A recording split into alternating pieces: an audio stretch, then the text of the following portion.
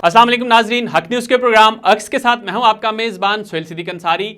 आज हम आपसे जो इन्फॉर्मेशन शेयर करने जा रहे हैं वो है पाबंदी के हवाले से। जी हां, पाबंदी लगी है बाइक्स की ऊपर और बाइक्स के रेड जोन में दाखिले पर तारीख में पहली मरतबा पाबंदी लगा दी गई है। इस पाबंदी का इतलाक यकम मुहर्रमुल हराम से 10 मुहर्रमुल हराम तक होगा और इस दौरान रेड जोन के अंदर कोई भी बाइक जो है वो दाखिल नहीं हो सकेगी। इस हवाले से हिदायत जो है वो जारी कर दी गई हैं। इन हिदायत की रोशनी में जो है वहाँ पर जो सिक्योरिटी अमला है वो इस चीज़ को यकीनी बनाएगा कि कोई भी बाइक जो है वो रेड जोन के एंट्री गेट से आगे ना जा सके।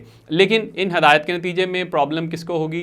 वफाकी शरई अदालत, सुप्रीम कोर्ट, वजारतों के अंदर काम करने वाले मुलाजमीन और दीगर लोगों के जो वहाँ पर रेड जोन के अंदर काम कर रहे हैं कि उनको आने जाने के हवाले से जो बाइक यूज़ करते हैं उनको इस हवाले से जो है मसाइल का सामना होगा। इस हवाले से रेड जोन के बाहर एंट्री गेट के साथ ही वहाँ पर एक बोर्ड भी आवेज़ा किया गया है जिसके ऊपर यह तहरीर बड़ी वाज़े तौर पर लिखी गई है कि रेड जोन के अंदर मोटरसाइकिल सवारों का दाखिला बंद है और इस पाबंदी का इतलाक यकम से 10 मुहर्रमुल हराम तक रहेगा।